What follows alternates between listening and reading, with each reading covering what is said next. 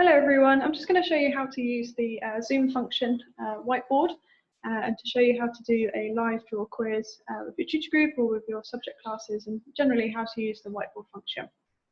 So first of all, it has to be done on Zoom to make sure that they have been given the link and they can join and participate in the lesson.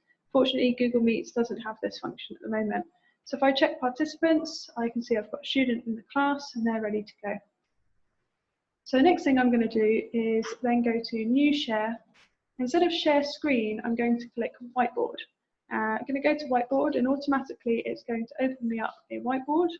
Not sure if you can see, but along all of the top, there's lots of different tools and functions that you can use. Really straightforward.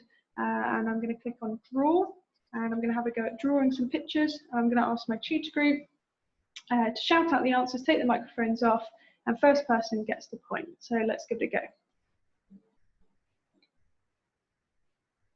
Hopefully I'll encourage students to contribute, as lots of students are being a little bit quiet.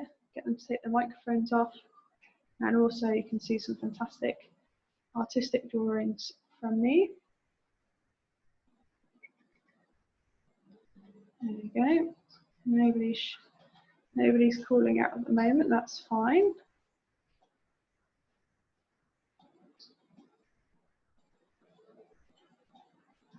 Here's a pretty good picture.